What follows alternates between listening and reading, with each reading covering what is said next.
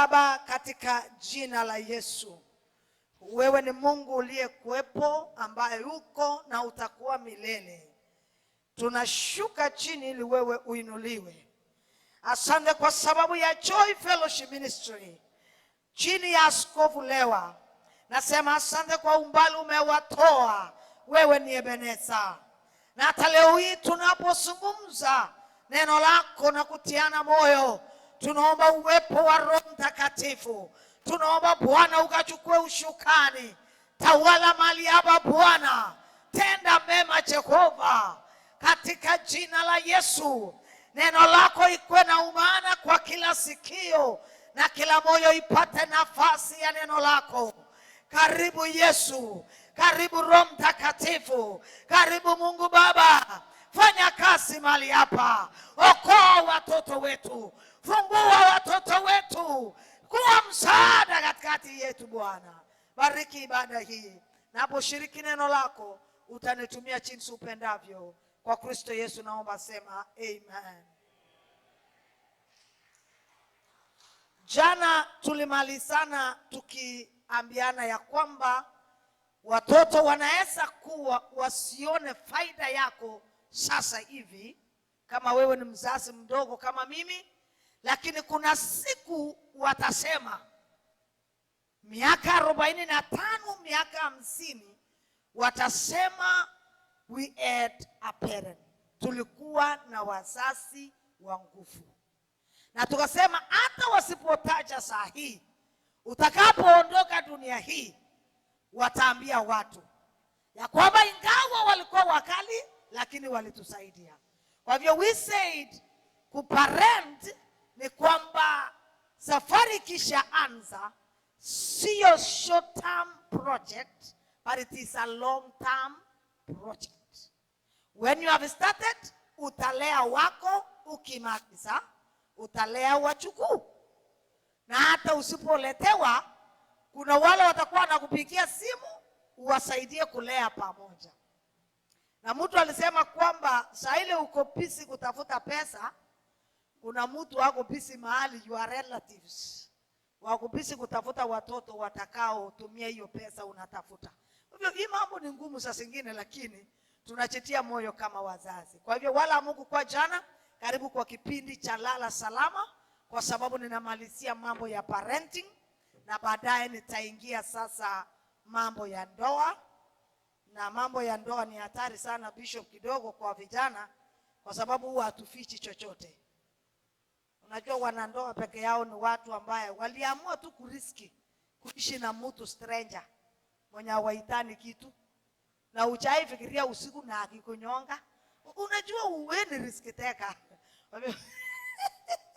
Wale waliriski kuishi na strangers, tutakutana saa 8. Tuambiane hii kitu ina war kama ni scam.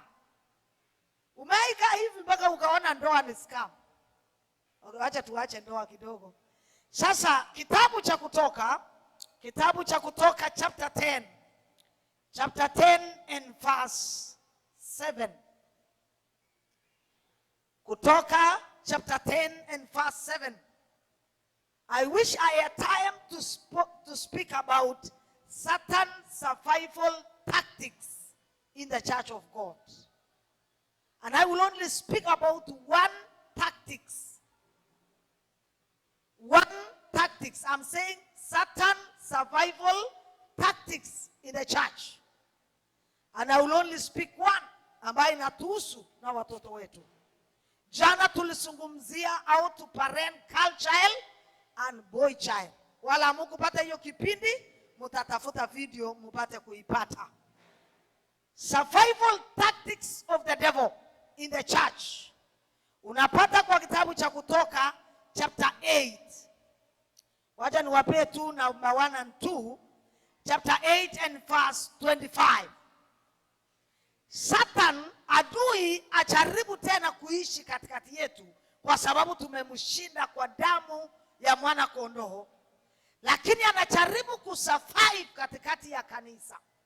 Na tactics number 1 unapata anasema, Musa akasema verse 25, Farao akawaita Musa na Haruni akawaambia, endeni mkatolee Mungu wenu dhabihu ndani ya nchi hii. Musa akasema, haitupasi kufanya hivyo, kwa kuwa tutamchinjia sadaka Bwana Mungu wetu na hayo machukizo ya Wamisri. Je, tutachinja sadaka hayo machukizo ya Wamisri mbele ya macho yao, wasitupige kwa mawe? La, tutakwenda safari ya siku 3 jangwani, tumchinjie dhabihu Bwana Mungu wetu kama atakavyotuagiza. Neno inasema ya kwamba Musa alipokuwa mbele za Mungu na Mungu amemtuma atoe wana wa Israeli kwa Misri, baada ya Musa kutumika na Mungu, Farao akafika mahali akainua mikono na kusema, nimekubali wana wa Israeli waende. Na kitu ya kwanza Musa akamwambia Farao, sikia, sisi tunaenda tumtolee Bwana dhabihu uko mbali. Farao akawaambia, hiyo ni tactics number 1, so that tushike kwa nini nasema tactics. Farao akamwambia, hakuna haja muende mtolee Bwana dhabihu mbali. Dhabihu hiyo mnataka kutoa, mnaweza toa hata kwa hii nchi. Musa akamwambia, sikia, hatuwezi toa dhabihu yetu kwa nchi ya machukizo. Sisi tunajua mahali pa kupeleka dhabihu yetu. Tutaondoka hapa tuende safari ya siku 3. Kisha tukifika jangwani tumuinulie Bwana madhabahu, kisha tutoe dhabihu yetu. Farao akamwambia, hakuna haja muhangaika kupeleka mbali, hata dhabihu mnaweza toa hapa. Nikaandika tactics number 1 ya kwamba survival tactics, you can sacrifice in this land. Musa akasema, tunajua mahali pa kupeleka madhabihu yetu. Hatuwezi toa kwa mahali haikubaliki, tutapeleka mpaka kwa madhabahu. Mimi nakuuliza Mkristo, dhabihu yako inafikanga kwa madhabahu? Ama bora tu umetoa hata huko nje? Musa alikataa, akasema, tunajua mahali pa kupeleka dhabihu yetu. Tutaenda safari ya siku 3. Kisha tukifika jangwani tumuinulie Bwana madhabahu inayokubalika, kisha tumtolee Bwana dhabihu. Asante wale mnanitia moyo. Sio rahisi kuhubiri hapa. Kama hujaibarikiwa tangu kuja hapa, ndio unafikiria nitakubariki? Tunaona najaribu kukuhubiria. Unajua niliambia washirika yangu, msikubali tuwaombe kila kitu. Tunawaomba sadaka, tuombe mpige makofi, tunakuomba uinue mikono, tukuombe uombe, hata ameni nyiko mdomo, si unatoa tu. Yaani tukuombe tu kila kitu. Haleluya, sema amen. Si useme tu kama unataka kusema. Sasa amen ni kitu ya kuomba kweli. Wacha tu tungangane, tutabarikiwa. Survival tactics number 1, you can sacrifice in this land. Moses said no. We know where we are taking our sacrifice. And because that was not my topic, second tactics, akamwambia nimekubali muende. Sikia, alafu tuende na material ambayo nataka we dwell there. Alipokuwa mkali akasema, verse 8, verse 28. Farao akasema, mimi nitawapa ruhusa muende mchinjie Bwana dhabihu Mungu wenu jangwani. Lakini ukiona the word lakini ni tactics ya shetani. Lakini wewe uko hapo. Lakini amuda kwenda mbali sana. Haya niombeni. Musa atasema, mimi natoka kwako nami nitamuomba Bwana na kuendelea. Do you know what? Tactics number 2. Number 1 alimwambia, you can sacrifice in this. Musa akamwambia, listen, we are not giving our offerings here. We are taking to the pulpit. Amen. Musa alipokuwa mkali akamwambia, basi nimekubali muende, lakini msiende mbali. Nikaandika kwa Kiingereza ya kwamba go but don't go far. That is why we are people in the church, but they are not far from sin.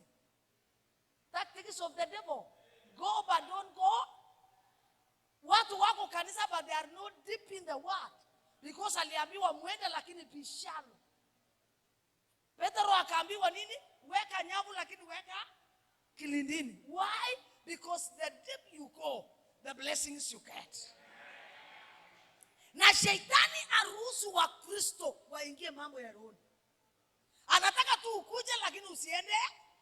Musa akamwambia, sikia, tutaenda safari ya siku 3. Na huko kwetu tunasema ukiamua kuondoka kuacha adui, enda mpaka akuoni. Wagale wangekuwa hapa ningesema, lakini kwa sababu nililala kwa hao watu, enda mpaka imisiste. Yaani wakikutafuta au uonekane. Wakiona Marinda ndio inapiga kona, na umeenda. Yaani enda kabisa. Hata kwa mambo ya rohoni, ingia kabisa. Ingia mambo ya rohoni. Tafuta Mungu. Sema amen. You know, we have shallow Christians. Kama fitina bado inakutoa kwa kanisa, bado, you need to go deep. Say amen.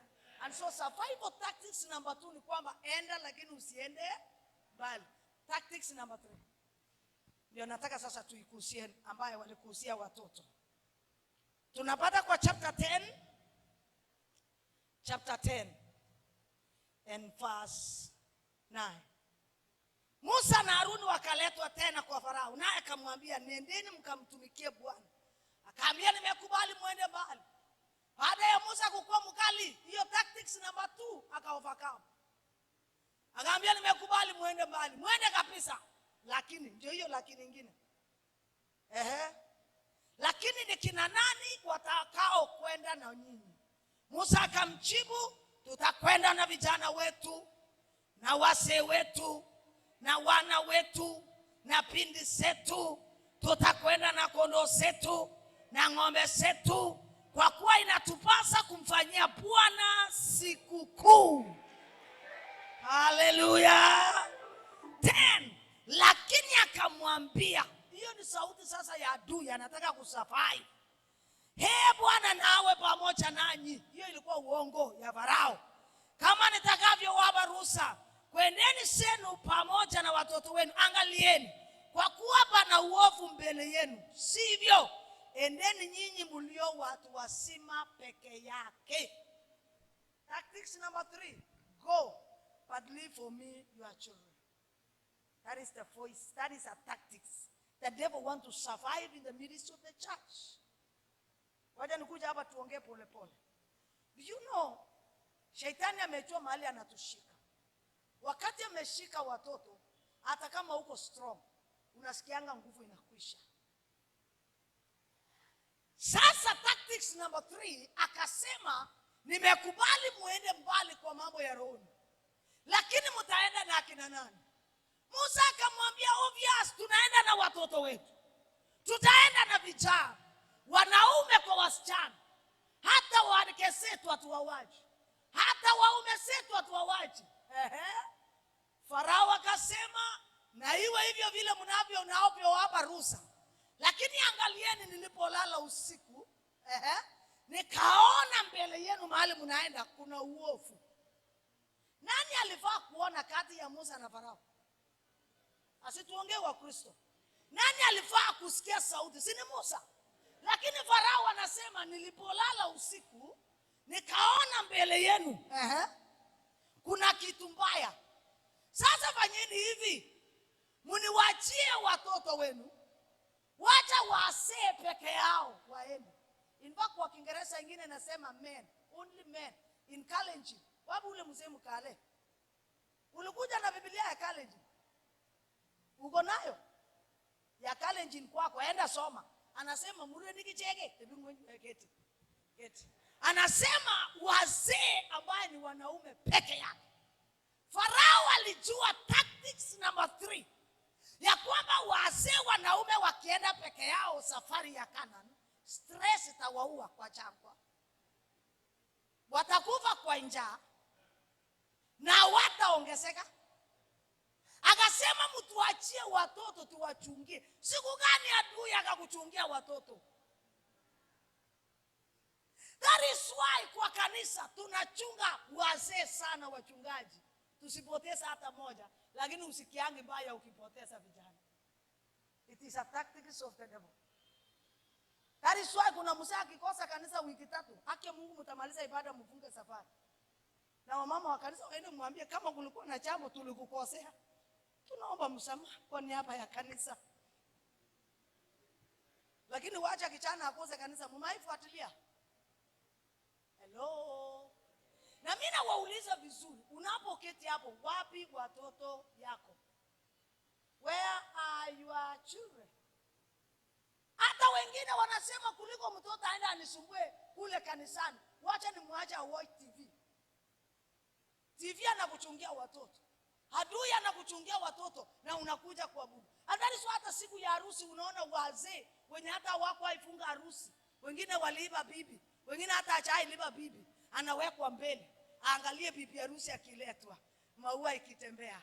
Kisha wanashika watoto, wanasema watoto wote tunataka watu wazima waketi vizuri. Unawekaje mtu mwenye hata yeye mwenyewe hakulipa bibi? Unamweka angalie bibi harusi. Nani anafaa kuangalia bibi harusi?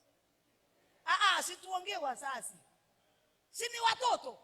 Ili aseme kama fulani alifanya harusi, ningetamani nikikuwa mkubwa nifanye harusi. Lakini nini huwa inafanyika? Tunaleta wale wazee haya kwa uchana wao wa kuchunga utakatifu, tunawaweka mbele. Haleluya. Kisha tunashika ule mtoto alikuja mapema kuangalia bibi harusi, tunawasukuma nje. Ikifika saa ya kukata keki, tunakata keki, tunapea ule mzee mwenye hata hakuwahi kushughulika kufanya harusi akule keki pole pole. Kwa nini aenjoy kitu yenye hakushughulikia? Hamjaona nyinyi wana haramu? Kisha tunashika ule mtoto amekuja kutekea keki. Na hata unapea huyo mzee na hako na ugonjwa wa sukari. Daktari mwenyewe amemwambia usikule keki. Na bado mnapelekea yeye. Kisha tunashika keki, tunatubia watoto kama maumbo. Watoto wanarukia kama maumbo. Waje niwaambie wazazi, tukileta mtoto mdogo hapa na wewe, nani ni mtu mzima kwa miaka? Mungu ametupea sisi wote miaka 100. Yule mtoto wa 3 years na wewe wa mwaka 50, nani ni mtu mzima? Asituongee. Mtu mzima? Hapana. Nani bado ana miaka mzima? Ni huyu mtoto. Wewe ni mtu nusu. Wengine hapa mmefika 3/4. Hallelujah, 3/4. I'm saying tulipewa miaka 100. Na kuna huyu mtoto wa miaka 5. Nani ni mtu mzima kwa miaka? Mtoto. Si ni kweli? Wewe si unaelekea kusummarize. Kwani saa hii tukikuongezea 50, alafu Yesu akawie kukuja, ongeza na ile yako, utakuwa wapi? Si ndio utakuwa unaanza kanisa mpya? Haleluya ndugu. Yaani nasema watu hapa waelewi. Mtoto mdogo ni mtu mzima kwa miaka. Wewe ni mtu nusu kwa sababu tayari umekula bamba 50 na hata usituki. Na una shida ukisema tayari niko na miaka 50 na usitukangi. Mtoto huyu mdogo ndiye anaanza. Na ndio unaona mliweka neno nasema train the child when he is still young, so that akisha grow hawezi sahau yale tulimweleza. Na tunapojifunza leo ni kwamba we are not training our children to be good children, but also to be the disciples of Jesus Christ. So that after sisi kuachana na injili tumechoka, kuna watu watatuendeleshea injili. Ili neno la Mungu isiishie wewe na bibi yako. Mambo ya Mungu iendelee kwa boma yako. Sema amen. Asante kwa wale mnanitia moyo. Sio rahisi kusema amen. Unajua hata furaha kwa kanisa ni uamuzi yako. Hata unaweza amua kukasirika na hatujui umekasirikia nini. Hata hii mama ameletwa kutoka bara, anaweza kukasirisha.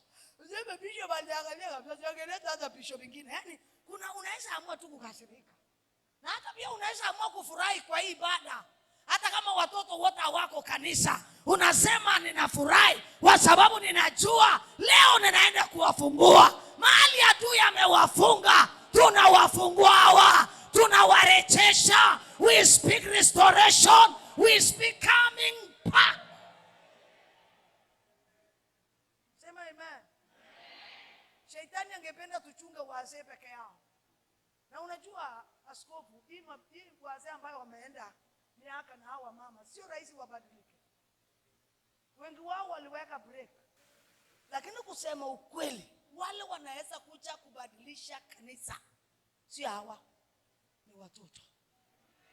If we can raise a generation ambayo watasema dhambi ni dhambi. Sema amen. Bishop, unaweza ngoja hao wakuheshimu ukose wakuheshimu, lakini kuna generation hapa wanakuja ambao wasema this is our father. Sema amen. Unajua kuna watu hapa ambao ni rika ya bishop, baba bishop akisema kitu anasema wacha bado tupime. Na unajua wanapimanga wakati hawataka kufanya. Si hapa uko bara. Sasa wale wanaweza badilisha hata jamii yako, sio wewe na bibi. Ni watoto. Sema amen. Kwa hivyo I'm saying the tactics of the enemy ni wewe uache watoto nyuma na wewe uende mbele kwa mambo ya roho. Na leo ninawarudisha, turudi tulete watoto katika jina la Yesu. Afadhali wakuje kama umefuta pangi, lakini wakae nyuma ya kanisa. Afadhali wakuje walielie wale tuko na wadogo wanalia mbele za Bwana. Kwa sababu kuliko wawachie adui atapanda Kenya utaenda kungoa. Na vile mnavyoshughulikia watu wasima kwa kanisa, hata leo kuanzia leo hii shughulikieni watoto. Nimeshukuru kwa sababu nasikia kuna mahali watoto wanafundishwa huko. Na nauliza wakati wale wanafunzwa yako hapo ndani, wale watoto yao wameletwa leo, weka mkono juu. We are serious with the teachings. Kama mtoto yako hako, kwa wale bado tuko na watoto wadogo, singependa bishop aone nyuma maana atakuwa discouraged. Wegeni tu mkono chini. Bishop hawafiki 10. Where are your children? Hata tukikuombea ujaswe na Roho Mtakatifu na watoto wamepotea, utakapoondoka wokovu itaishia wewe na bwana yako. Let us bring back our children. Na style ya kuwaleta watoto ni aina 3. Moja, tunaleta kwa maombi. Ya pili, tunaleta kwa sisi wenyewe kujirekebisha kama wazazi. Kuna tabia ambayo inafukuza hata watoto kwa kanisa. Niliambia wazazi sana sana wa mama, ukiingia kanisa, wacha tunaulize simple. Mtoto yako anakaa mbele yako ama nyuma yako kwa kanisa? Let's talk. Wakati tu mmekuja kanisa, fiti si imepangwa hivi. Mtoto anakaanga mbele ama nyuma yako? Tuongee wazazi. Nyuma. Very good. Kumaanisha nini? Wanaketi nyuma kuangalia vile una take serious vitu ya Mungu. Yes. Wanaona vile pastor bishop anasema tufungue Mathayo chapter 11. Alafu wewe uko Revelation. Ilikuwa wanaambiana ashiki network. Bishop amesema Mathayo na wewe uko kitabu cha Ufunuo. You know why they sit behind you? So that they can emulate you. Number 2, wanaangalia vile unachukua mambo ya Mungu serious. Ikisemekana wamama wote wakuche kuimba mbele, unaona wamama 5 wanabaki kwa kiti. Watoto wanagrow wakichua, kumbe hata bishop anaweza sema na usipofanya hakuna shida. Baka kabisa inatangazwa, tunasema wamama wote. Sasa hiyo unajua programa amekuangalia akasema huyu amuki. Children are learning something from you. Habari yenu kanisa? That is why niliambia watu, ukikuja kanisa, jaribu kuchukua kiti ya mbele, ndio mtoto yako apate kuketi karibu na mbele. Sasa ukiketi kiti ya nyuma, na nyinyi ndio mmeniambia watoto wanakaanga nyuma yako. Unamaanisha unaambianga nini watoto kwa lugha nyingine? Watoke? Sababu wewe mwenyewe umeoccupy the last seat. Hakuna mtoto anakaanga mbele ya mzazi kwa kanisa. Fanya research. Unless mumeforce. Nataka siku moja bishop tu uzuri ya wako hapa, useme naomba wazazi ambao umekuja na watoto, wazazi wasimame kwanza. Angalia mahali wazazi wako kisha uambie waketi. Ambia watoto ya hawa wazazi wasimame. Utarealize wote wako hili wakufuate. You are a role model to them. Wanaangalia pia vile unatolea Mungu sadaka. Tunasema tolea Bwana ya nguvu, tolea Mungu ya maana, unatoa ka 50 shilling. Na unajua ni makosa kuongeza miaka na uongeze sadaka. uko miaka 50 lakini bado 100 ni ile ile. It's so bad. Miaka inaenda kuongeza kitu kwa Mungu. So wakati unamtolea Bwana, mtoto anaona vile uko serious kwa mambo ya Mungu. And that is exactly what they copy from us. Some of us, we preach water, but at home we drink wine. How do you treat mtoto wa kazi, msichana wa kazi? Watu wenye tuko na msichana wa kazi. Watoto wanaangalia your Christianity. Unajua inapimwangwa kwa wale watu wako wa kazi. Okay, acha nisingililie hapo, tuachane na hiyo watoto. Sasa watoto yako kwa mambo ya roho, wewe ni role model. Mara mingi watu wanaomba kanisa na ufungi macho. Siku moja omba kwako. Katikati ya maombi fungua macho. Tupa macho kwa watoto. Utarealize ni wewe peke yako ulikuwa umefunga macho. Nilikuwa nakuhurumianga sana ukiomba. Ndio kwanza kuombea Mungu na bariki, kumbuka huyu mtoto. Ndio huyo ndiye anaambiana. Alafu ufike kwa jina la Baba, wanakusaidia sasa. La Mwana na Roho Mtakatifu. Unafikiria mlikuwa pamoja nao? You are not there. Brethren, our children are learning from us the spiritual things. Na kulea watoto atulei peke yetu kwa sababu this is a Christian parenting. Tunalea na Roho Mtakatifu. Hata saa zingine Mungu anaweza kukuonyesha mtoto yako ameanza kufanya jambo lolote. Na unajua watu wenye wanasensingi mapema ni akina mama. Wamama wakati Musa alianza kuanya, si uliona? Ulijua? Ile siku tu uliona ni kama ametoka nje. Kuna kakitu ilikuambia something is, hata kwa watoto. Kabla hajatumia pombe ama pangi ama nini, kuna siku ulisense. Kweli rongo? Na wakati una sense, Roho Mtakatifu anakuambia do something. Na niliambia wamama, ukirealize there is something in your children, usingoje mtu akuambie. Piga magoti na kuomba. Waje niongeleshe wazazi ambao watoto yao wako mbali. Nani amechulia hali ya watoto wake asubuhi? Wote. Nani anajua hali ya watoto yake? Wote. Wale wanaishi Nairobi, wengine wanaishi wapi? Umeamka asubuhi na kitu ya kwanza ni watoto yako. Some of you have even not called even 3 days. Na kitu ya kwanza ukimpikia, nitumanishie pesa. Unajua? Mpaka watoto wakiona wanasema, hii ni pesa tu, hii ni pesa. Hata wanajua hauna habari. Haujali mambo yao ya rohoni, lakini tumana. Si hapa ni huko kwetu. Wazazi ya huko wako na tabia mbaya.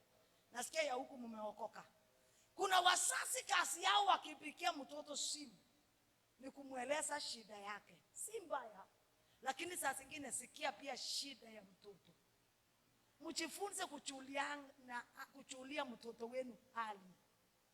Hata kama aliwakosea, pigia simu mwambie, unajua hatuna mtoto mwingine. Tumefikiria na mama yako tukusalimie. Unaendeleaje? Watakao wakitaka kufanya makosa wanasema, lakini mama alinipigia asubuhi. Ni kama aliona ninaenda kufanya kitu.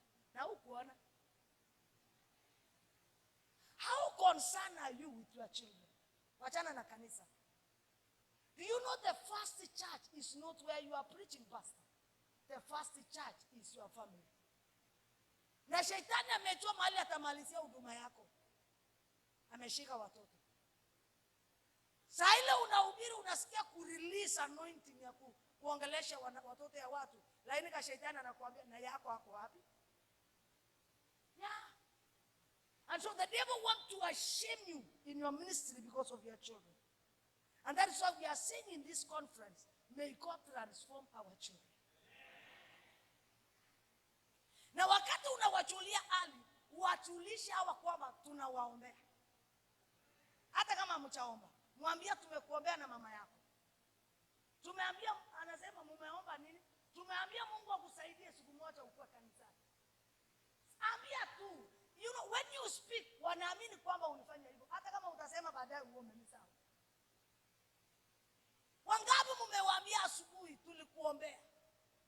Mungu amesema hivi. Hello. Sasa zingine umemwambia tumesoma neno na tukasikia kwamba hata nyinyi mpate hiyo neno.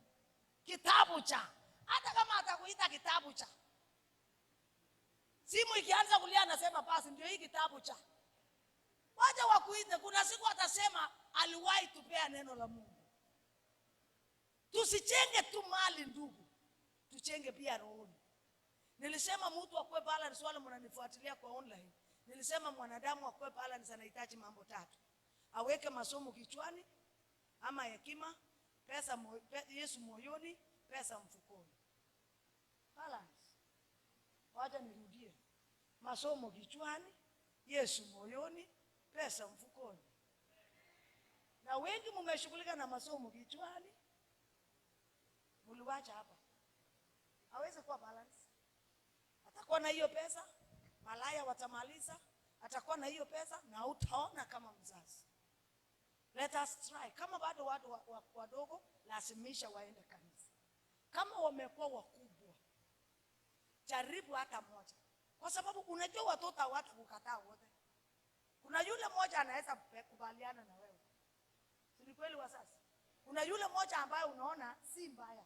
Kama uwezi win wote, win hata moja. Si ni kweli? Kwa sababu uwezi niambia watoto wote hawakutaki. Chukua ule moja, pea moyo wako. Hata kama ataenda Catholic, asipokuja join fellowship, achana naye. Mwambie ile kanisa mtaenda. Mshiriki huko. Sasa zingine tembelea hata makanisa ya watoto yako. Hata kama anaenda kukula sakramenti, wewe enda. Si hujalazimishwa kukula. Wenda kaa huko, angalia vile wanakaa kwa kanisa. Some of your children wako na cheo lakini hauna report. Jipeleka huko. Nimesema leo nimekuja kushiriki na watoto. Watoto wa ndio sema this is our mom. She's fellowshipping with Joy Ministry. Anasia we are in AIC. Wow. Chukua namba ya pastor. Kwa Kierere. Fika nyumbani mwambie pastor, tembeleanga watoto yangu. Wiki ikiisha tumanishia pastor ka sadaka yako, si sadaka leta hapa. Tumanishia transport. Mwambie pastor, nimekupea uende unionee watoto. Unganisha watoto na watumishi wa Mungu. Sema amen. Pastor anafika huko anasema nimekuja kuomba na nyinyi. Mpaka watoto wanasema we pastor anatupenda. Sio kwamba alijua, kwa sababu hao watoto wetu wanashiriki makanisa kubwa kubwa Nairobi. Pastor hawezi chua kila mshirika.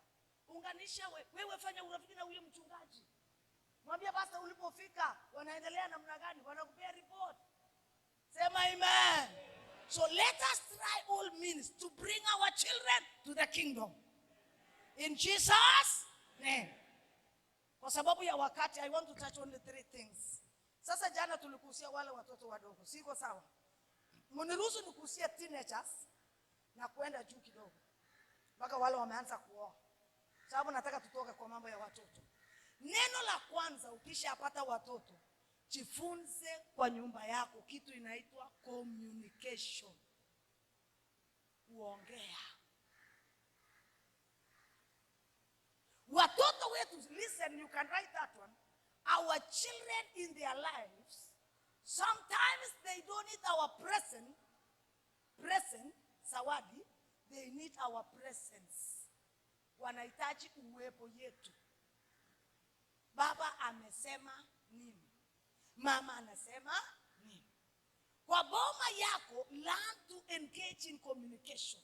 Na niliambia wazazi ukishapata teenagers na kwenda juu, jifunze sana kufanya kitu inaitwa dialogue. Usifanye kitu inaitwa commanding, ile kwamba mimi ni baba lazima kenye nimesema itafanywa. Utakolite. You will collide. Na utapata wamama wanashindana na wasichana kama wasichana ndio mke mwenza. Ama mjaiona? Msichana hako tu chaisi, fanya kenye unaona. Sasa hiyo mama anasema, na uwezi tena. Amekuwa mkubwa. Communication is very important. Teach your children when there is a problem, let them come to the round table. Na wakati unaongelesha watoto yako, usisimame na hawa wanaketi. Ukifanya hivyo, kwa mind yao wanajua unafanya kesi. Ukitaka kuongea na hawa, weka meza ama mketi 1 to 1. Always communicate. Nimeongea vizuri. Number 2, wakati watoto wana grow, jifunze kuhusisha watoto kenye unataka kufanya kama mzazi. Hiyo inaitwa nini kwa Kiingereza? Involve them. Involvement in the family. Some of you mmenunua magari ambayo watoto hawataki. Sio kwamba unaomba watoto ununue gari. Uhusisha kwamba wewe kani kama unawaomba maoni. Waambia ninataka ninunue gari hii mwaka. Mkiangalia mnataka tununue gari inakaaje? Usiongee haraka. Kuna ile gari umeamua ununue.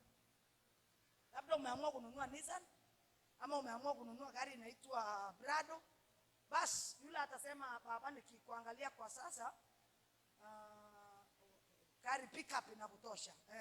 Na wewe sikia maoni yao. Ukishasikia mwambia ninashukuru kwa maoni yenu yote.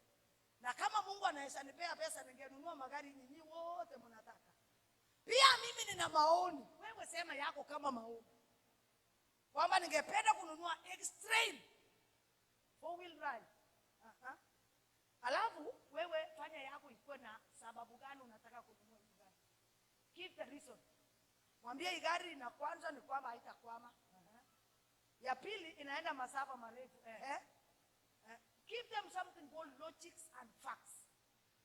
Baadaye utasikia wanasema ni sawa baba nunua hiyo yako.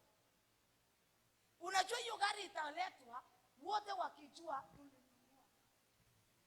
Wewe utaelewa. Watachunga hiyo gari. Hata mwizi akikuja watachunga hiyo gari. But some of you vitu mlileta watoto hawajui karama. Watoto hawajui ulinunua lini ama uliiba. Hata wanafikiria ni washirika walikununulia na wewe ndio ulinunua. Let them be involved. Hata shamba ukienda nunua, ikiwezekana hata kama ni boys, peleka hawa. Mwambie nataka tununue mpaka hapa, mnaonaje? Watasema sawa. Saa zingine baba, ukitaka kwenda kununua kitu, pea pesa huyu kijana. Enda na yeye. Wachukue vitu supermarket, mkifika hapo mwambia wewe ndio utalipa. Utaona akisema 2,000 yote. Yaani vitu ni 2,000. Yaani wanaanza kujua, kwa hivyo baba huwa anakaramika. Some of you mnaleta mkate kwa meza, watoto hawajui bei. Saa zingine pea -10, waambie enda leta mkate. Afika huwa ambiwa hakuna shilingi 10. Akirudi anasema mama hakuna shilingi 10. Watajua kumbe mkate ni 60 shilling. Involve them. Hatukatai yuko na pesa. Let these children understand ya kwamba you are sweating to get this. Hata wahubiri, chukua mtoto ile safari unaendanga ya injili. Mwambie leo ninatembelea Wakristo, tutatembea na wewe. Niasikanga akisema kukua mhubiri tu ni kuvaa suti na kupata pesa. Peleka hao wasikie uchungu. Let us move with our children. Let us involve them. Hata hiyo nyumba umechenga, let them know ulichenga na shilingi. Sio dhambi watoto wako wakijua.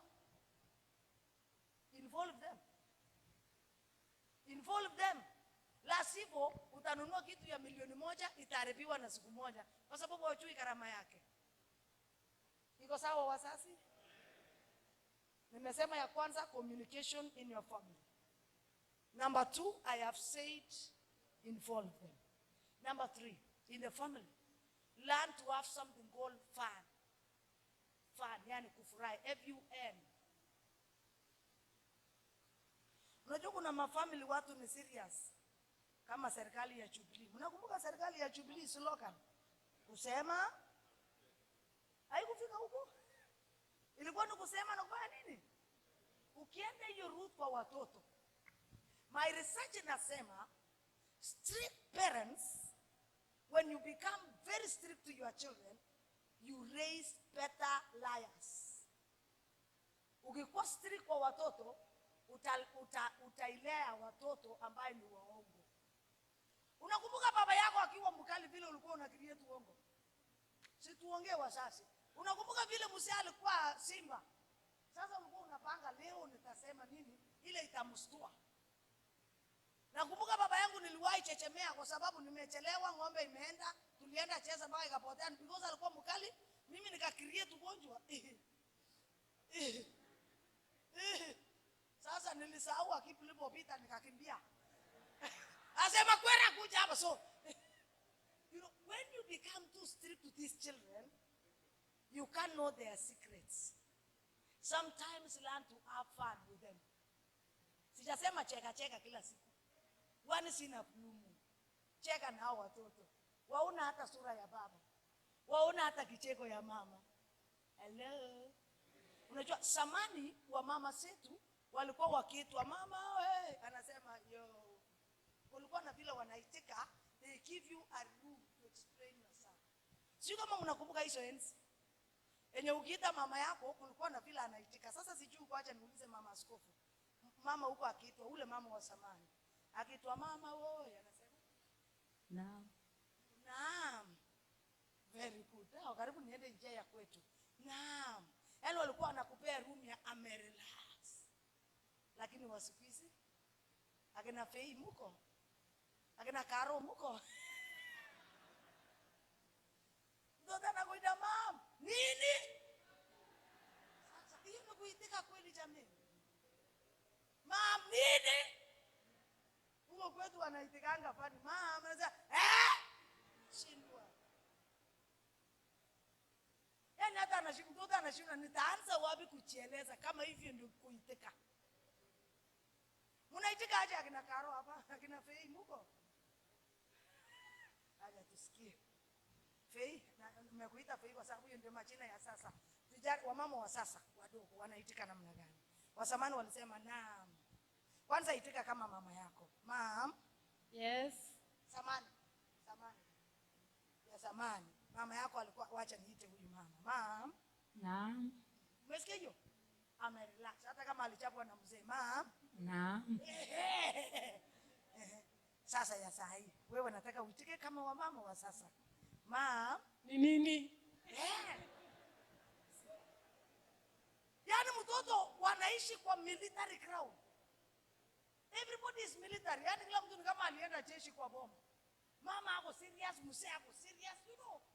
Mnafanya boma watoto wasipate ile ground ambayo ni landing ground. Mkitaka watoto wapate landing ground. Na niliambia wazazi, ukitaka mtoto akusikize ama akufungulie roho yake, ukiwa kwa nyumbani shika simu, weka kando. Kisha ukae ni kama hauna shida kwa dunia. Tulia hivi. Mtoto atasikia aseme mama, nikwambie kitu. Dad, nikwambie. Unaona? Kwa sababu yeye mwenyewe amerelax, hana shida. Mtoto anaangalia anasema sasa yeye mwenyewe hakuna shida zake. Nikipelekea yangu si atakufa. Wacha pambane na yake, nipambane na yangu.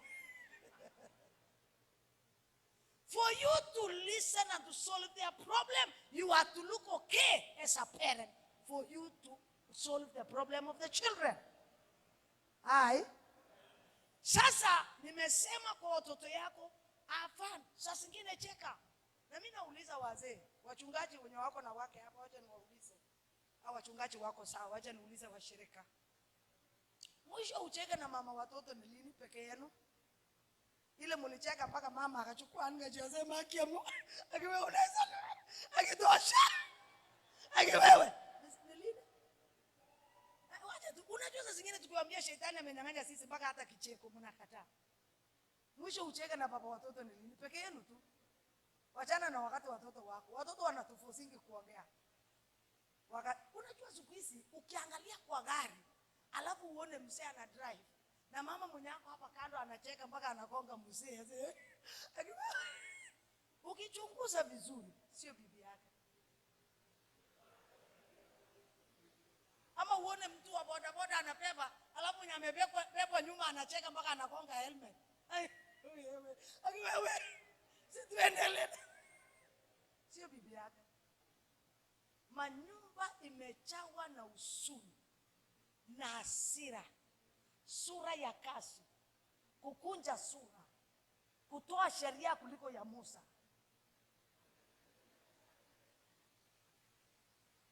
Ungejua hiyo masheria yako haifuati, ungechurumia sana. Watoto hawa wangependa, unajua shule kuna sheria, kanisa ina sheria, kule nje ni sheria. Ni kwako peke yako watoto wana feel free. Mahali nilialikwa jana kwa huyo mzee, nilienda ambiwa feel free, yani jisikie nyumbani. Hata watoto yangu unafaa kuambia feel, lakini watafeel free aje kama wewe ni jeshi? Mwanajeshi yako kwa nyumba. Na niliambia wazee, mkicheka huko nje, upakishage kicheko kidogo ya bomba. Unachekaje nje mpaka unainua mguu? Lakini kwako ni sura ya kafu.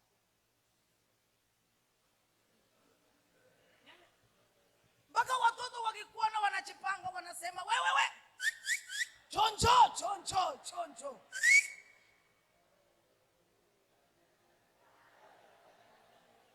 Alafu wewe ukifika unafikiria unaheshimiwa sana. Hawakuheshimu, wanakuogopa. Na wameona kuliko tupigane na hii mzee, wacha tuende vile anataka. Wakati huyu huko watatembea kwa nyumba kama siafu pole pole, lakini ngojea wakati huyuko wanakanyanga vizuri. Do you know it is better for your children to respect you than to fear you? Afan, sasa zingine chekeni, hata kama mtaniongelelea ama muongelelea askofu, mcheke. Kicheko ni afya kwa familia. Msicheke wakati tu kuna pesa, hata wakati hakuna kitu. Funza watoto yako ya kwamba hata shida ikiwa, nyumba hii ni nyumba ya furaha. Na unajua ukikuwa fana hawa watakwambia siri hipi. Lakini usipofanya fana hawa, usipocheka chewa na saa zingine, watatima na wafanyikazi na watakuwa kitu moja. Kisha utapaki peke yako kwa boma. Ukisema nataka maji, unakimbiziwa. Lakini hautaona kwa sitting room. Wanachipa shughuli. Wewe simba ubaki nguruma peke yako. Utangurumia TV. And they are waiting to get an opportunity to leave you forever. Na niliambia wazee sasa rika ya askofu na wewe, ukikanyanga 50 years, usiendelee kukasa na hati kwa watoto. Mwanze ku adjust. Kwa sababu hawakuhitaji sana. Wewe ndio unawahitaji. Ukiendelea kukasa na hati ukue simba, utaki kukaribiwa, utawachwa na usimba yako. Mama apambane naye, Yesu akimsaidia, akirudi mapema sawa, asiporudi Mungu aone nani atatangulia. So, you know, watoto wanavumilia angalau watoke. But kuna wazazi wameleta watoto yao karibu mpaka mtoto asikii kuolewa. Hello. Sasa zingine sichasema kila siku. Sasa zingine sema neno ya kufurahi. Wacheke wazee, lakini baba hata kweli. Ikui baba. So wengine ukikuwa serious wanajua leo baba amekasirika. Siasema cheka kila siku ama ukasirike kila siku. But balance. Musikase nati, miaka imeenda. Unahitaji wachukuu. Lakini mkikuwa simba, nani atapea mchukuu simba? Mtakoana gogo yako nshosho, huyo miaka inaenda. Baka munagani kama muko Aisha. Inoko takuwa wanakupigia simu, mzee unasikia kwenda hospitali gani leo? Uko wapi leo? Yaani ni simu peke yake. Lakini ukikuwa mzuri kwa watoto wako, sana sana wenye kutengeneza nyumbani kuwa mzuri kwa useheni ni wa mama. Penda watoto. Penda wale, niliambia wa mama, ili ukule pesa ya kijana yako, penda ule bibi alileta. Acha niwashukie sasa. Unaona ukipenda bibi ambaye aliletwa, chochote kijana yako ataletea huyu bibi, atakumbuka wewe. Na tulisema mother in law na in law msibibi ya kijana, muko na one thing in common. Wote muliletwa. Nyinyi wote ni wageni kwa hiyo boma. Na kwa hivyo hamuna ruhusa ya kupigana kwa wenyewe. Mkitaka kupigana muende town, mpigane kisha mrudi jioni. Wote waliletwa, wako kwa wenyewe. Sasa wacha tumalize ya watoto. So children needs an environment where they can feel they are at home. Hakuna mwanadamu anayeweza sheria. Adam alipewa sheria ngapi? Alivunja ama hakuvunja? Mungu akarudi akapea Musa 10. Wacha sasa kuvunja, alirusha yote. Sasa wewe na hiyo masheria yako 5 utapewa stress. Just have fun with them and love them. In Jesus' name, say amen. As a parent, number 4, always learn to listen more than to talk to your children. Kuwa mtu wa kuwasikiza kuliko kuongea. Na nataka nipande hapa ndio niongeleshe akina baba. Baba kwa boma, you are the last person to talk when there is a problem.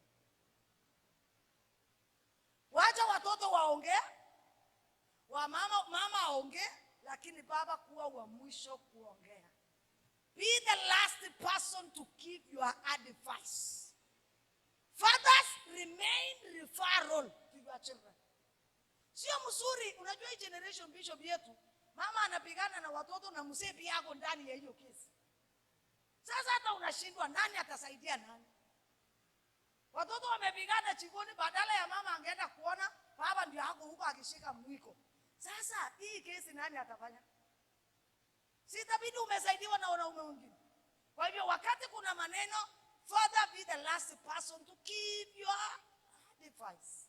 Wazee wa zamani walikuwa wanaambia mama, wacha kesho nifikirie, nitakujibu hiyo neno kesho. Ama akienda kuongea na wenzake huko nje, alikuwa akiulizwa, wewe ndio utatupea jawabu ya hiyo. Mzee alikuwa anasema, ningoje niende nifikirie, nitaleta jawabu kesho. Kumbe hakuwa anaenda kufikiria, alikuwa anaenda kuuliza bibi yake, kama ingekuwa wewe tungesaidiana aje? Mama anasema ingekuwa mimi ni hivi na hivi, na anapata jawabu. Kwa hivyo sio kila kitu mnasuluhisha ya watoto. Ingine muweke mpaka hata next week. Watoto watakao wakisema, wewe ukifikiria baba atatoa jibu gani? Hello? So always be a referral. Be the last person as a father to talk. Right? Let's concentrate here kidogo. Wakati muko kwa mama yako, always listen. Mama wamama Unaona mtoto akikuletea neno kwamba mama kuna hivi na hivi, usianze kuambia ninajua, umeanza. Unajua sasa umeharibu, maana hata cha kueleza yote. Hata akikwambia mambo mangumu, sikiza sasa mama kama niko na mimba, najua mama hiyo hawezi kuvumilia. Lakini naomba uvumilie. Alafu nikaenda hivi. Sasa useme miezi ngapi? Nilijua nani ya nani. Kwa mama si mtuliange. Mnaweza tulia. Niona ndo mama mwingine mzee anaeleza, anasema mgeni akikuja anasema, "Hii shamba mlinunua lini?" Nasikia mzee anaeleza, anasema 2004 tulichukua loan, na ni mama alichukua. Nikachukua loan na nikanunua. Mama unasema wacha nieleze vizuri. Mzee amesahau. Unaua. Let us learn to listen more to our children and speak less. Do you know even our children hawahitaji saa zingine mtu wa kuwajibu, anahitaji mtu wa kuwasikiza. Let us give ear to our children. How many times do you sit down na uangalia kueleze, akilia amalize, asimwambie wacha kesho tutaendelea kuzungumza? Amelisi kenye ilikuwa moyo wake. Hata watoto wako wakao wameolewa, akikuja nyumbani, tafadhali usimwambie kwa haraka rudi. Wacha amefika nyumbani, wacha atulie, alie, amefika kwao. Let us give our children a very good environment where they can release themselves. Iko sawa wazazi? Kwa hivyo unapokaa na watoto yako, kuwa mtu wa kusikia. That is why Mungu alikupea masikio mbili na macho mbili. Alikupea macho uone mbili, usikize, lakini mdomo ni ngapi? Na mimi najua wazee hawana hiyo shida, sisi wa mama. Kama ameanza tu kueleza, ndio unataka kumalizia. Ukifanya hivyo, wata create wall between you and them. So for you not to be created a wall, learn always to listen more and talk less as a parent. Say amen. Say amen. And finally, brethren, because this is the church, this is the Christian family, learn always to pray with your children.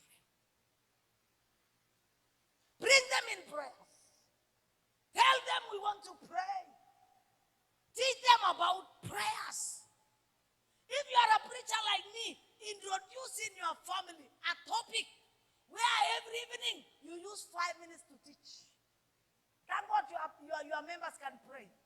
And your children can pray. You have teach your children. Kama unaona uwezi fundisha watoto yako, engage another pastor. Mwambia kwa wiki nataka ukuje mara 2. Mimi na mama na watoto tutaketi. Utufundishe topic ya maombi. Waambie watoto na wahitaji Tuesday and Friday tutakuwa na mgeni. Yule hapo na bibi yake wakule shaba mapema, wakuje kwa boma ya mzee. Kuna nini? Kuna lesson ya kufunzwa. Mchungaji akifika anasema asemi nilitembelewa na baba yenu. Wewe mchungaji pia unakuwa wise. Unasema nilihisi kwa moyo wangu kwamba tungependa kukuhusia hii topic. Fundisha. Wakisahau kila kitu, hawatasahau uliwafundisha maombi. Let your children know the solution of every problem, God is the answer. Teach them that mambo ikiumana wakati sitakuwa na nyinyi, mjue kuomba. Lakini watoto wahubiri wengi waombi. Yeah. They don't pray. Because pastor alishughulika washirika wachue kuomba, lakini watoto ya wahubiri hawachafunzwa kuomba. Hata yule mdogo fundisha aombe. Hello. Niliona mtoto mmoja ambaye msasi wake alimuombea sana. Mama alimuombea chaswe nguvu na Roho Mtakatifu miaka mingi. Mama huyu aliamuka usiku na kumwekelea mkono. Mtoto huyu alichaswa nguvu ya Roho Mtakatifu akiwa na miaka 7. That child right now, she's a very wonderful preacher. Chukua hata moja na kusema Mungu, kama utanipea wote, nipea hata huyu. Teach them prayers. Teach them the word of God. We cannot run away from parenting. Mimi nimewaambia. And some of you unataka anza kama mtoto ako grade 5 ama grade 9. It will not be possible. Kama bado wadogo, sukuma waende kanisa. Vile uko mkali kwa hawa kusoma, kuwa mkali hawa kwenda mbinguni. Kama mtoto asipoenda shule si unashikanga kiboko na kuharibika. Si mnaharibikanga sana. Na kusema kama uendi shule, mimi na wewe utakutana jioni. Si mbaya. Hata Jumapili shika kiboko. Sema kwa hii boma nataka kila mtu church. Haribika vile unaharibikanga kwa mambo ya shule. La sivyo they will get mine well na pocket well, and there is no Jesus here. So teach your children to pray. Introduce a topic of prayer in your family. Amuka hata usiku kama wewe ni mama na wanalala bado kwa mlango yako. Ombea wakisikia. Some of you mnaomba kimoyo mpaka hata watoto hawajui. Hata niliambia mama usiruhusu msee aombe kimoyo. Labda anaambia Mungu ndani niongezee vipi vingine. Na wewe unanyamaza hapo. Ambia aombe ukisikia. Open your mouth. Wacha huyo mtoto asikie ukitaja jina yake. Ya kwamba Mungu, Brian hatapotea.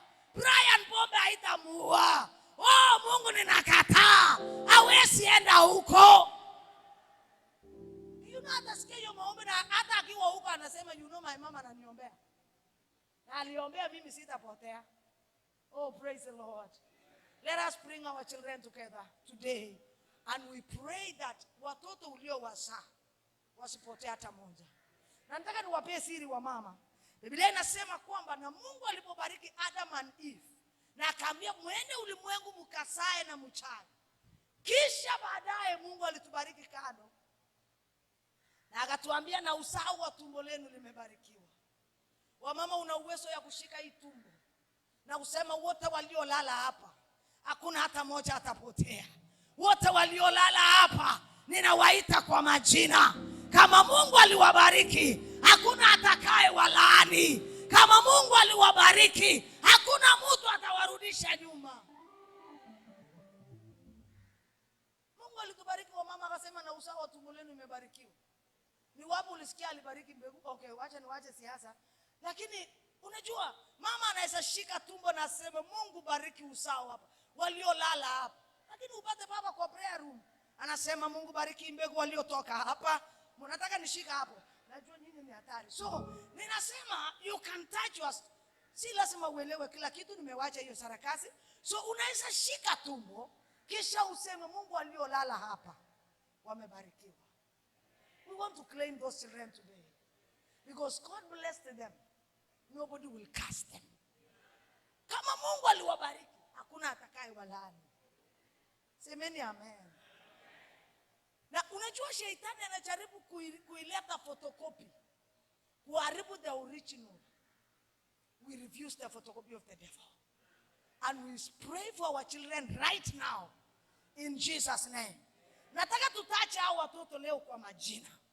Kama ni wadogo, kama ni wakubwa. I give you 2 minutes to pray for your children. Just tacha hiyo jina ya huyo mtoto ulimpea. Wengine mulipea mtoto Emmanuel, God with us. Watu ukiangalia sio Emmanuel tena. Wengine muliita majina kubwa kubwa kwa sababu ulikuwa kwa kanisa. Hello. Wengine mulitafuta na mama ufunuo mpaka mkatafuta ile inaitwa the meaning of the name. Kwa maombi yenu ndani ilikuwa huyu mtoto akuja possess the name. But what is happening? The devil is changing the name to be another thing. Wengine uliita mtoto Joshua. He's not even courageous. Hata hawezi simama mbele ya wanawake. Na ulipea Joshua. Wengine sijui muliita nini. Wengine simuseme majina ile mumeita watoto. Wengine mumeita Metusela. Mwenye aliishi miaka mingi dunia hii. Na ukiangalia vile anakunywa bangi, atafika huko. Wengine muliita nini? Simuseme majina ile mumeita watoto. Some of the names here are not working, Bishop. Wengine wameitwa sijui Moses. Sijui wengine wameitwa nani. I wish I knew the name of your children. Some wonderful names in the Bible. David. Hello. Kama yangu nilimuita Hiram. Yule alisaidia Daudi kujenga hekalu. Hello. Wengine mumeita Praise. Mumeita mtoto Faith. Na hata yeye mwenyewe ana imani na hata hii dini unaenda. We want to claim even the name of that child. Ya kwamba Mungu niliita huyu mtoto Joshua. And God, this was my prayer. Ya kwamba akiwa mkubwa, akuwe mtumishi wako. Mungu, this is still my prayer. Ya kwamba huyu mtoto asipotee. In the name of Jesus. I know labda kuna wale wachaparikiwa na watoto. Kama kunao, tutakuombea. Mungu akukumbuke. But allow me to do prayer with those who have children here. I want you just to mention the name of that child. We have 3 minutes to go. Just to mention the name of that child. Claim that child back. Bring that child to the Christianity. Bring that child to God. In the name of Jesus. Baba, katika jina la Yesu. Tunarejesha watoto wetu. Tunawaleta katika kanisa. Tunawarejesha kwa mambo ya rohoni. Wale wamepotea. We speak the blood of Jesus. We speak restoration. Sikia maombi yetu Bwana. Kumbuka watoto wangu Bwana. Hata moja asipotee. Ninaleta Gloria mbele zako. I bring Bramwell, I bring Joshua. In the mighty name of Jesus. I speak the blood of Jesus to my children. I speak protection. I speak that they will never get lost. Shaitani hawezi haribu. Pombe haitamaliza. Bangi haitamaliza watoto. We restore our children. We speak deliverance to them. In the mighty name of Jesus. Tunaombea watoto wetu. Taja jina ya huyo mtoto. Taja. Vile ulimuita hiyo jina. Mwambia Mungu ninaitakasa. Shaitani hataharibu. Ile covenant ya kwanza. Ya kwamba huyu mtu anaitwa Neema. Mtoto huyu atakuwa na neema. Ulimuita Neema. Ulimuita favor. May the favor of God be upon that child. We speak a blessing to our children. No devil, no demon will destroy our generation. Watoto waliolala hapa, ninanena watapotea. Tunaleta watoto wetu katika ufalme. In the name of Jesus. Chochote imeangamiza watoto, haitaangamiza wetu. In the name of Jesus. Pray for your children. Usiombee kanisa, ombea uzao wako. Ombea uzao wako. Wenye wako kanisa, omba ya kwamba watashika neno. Hey, my God and my Father, in the name of Jesus. Chochote imeangamiza watoto nje, tunalia Mungu mbele zako. Watoto wetu wakumbuke Mungu. Remember our children. Remember our children. Kumbuka watoto yangu. Kumbuka Jehova. Watakapokuwa wakubwa, wasipotee Baba, wali waokolewe in the name of Jesus. Hallelujah. I want to pray now for your children in the name of Jesus. In the name of Jesus. Hallelujah. Oh, Rika Bakanta. Thank you, Jesus. Thank you, Holy Spirit. We worship you, Jesus. We worship you, Jesus. Our children, my children, will bring change in the name of Jesus. Naomba tusimame niombe watoto. Watoto wanalala mtaro, wamekatwa, wengine wameuawa.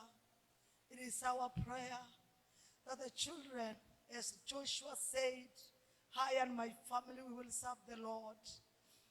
Oh, may our children be saved today. In the name of Jesus. Huyo mtoto unambeba kwa tumbo, wekelee mkono, anza kumnenea ya kwamba utakapofika utapotea. Wale wako na watoto wadogo tunaanza kunenea sahi. Wale tayari watoto ni wakubwa wameanza kujiingiza kwa pombe, tunawang'oa mahali wako in the name of Jesus Christ. Wale tayari wamepotea tunanenea leo, hawataendelea kupotea. Tupate simu ya kwamba wameokoka, tupate ripoti ya kwamba wamerudiana na bibi yake, tupate ripoti ya kwamba wamebadilika in the name of Jesus. Baba wetu uliye mbinguni, ninainua watoto wetu mbele zako. Mara mingi tumetamani kukutumikia, lakini Mungu tunasikia uchungu watoto wanapopotea. Rejesha watoto, turejeshe watoto wetu. Restore our children. We speak restoration. We pray for restoration. We pray for restoration. Wafulana kwa wasichana, wale mumepotea, come back in the name of Jesus. Wale wamewachana na wake zao, tunawarejesha hiyo ndoa, tunarejesha hiyo ndoa. Wale wamekuwa misused kule nje, tunarejesha maisha yao. Wale wamelose hope, we speak restoration. Restore our children. And Lord, from here, give us wisdom. Give us wisdom. Give us wisdom on how to stay with our children. Hallelujah. Wasasi wengi Bwana walizaa watoto lakini wamebaki ni kama hawakupata watoto. Kumbuka watoto wao.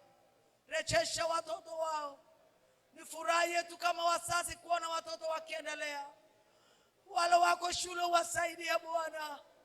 Injili isiaibishwe Jehova.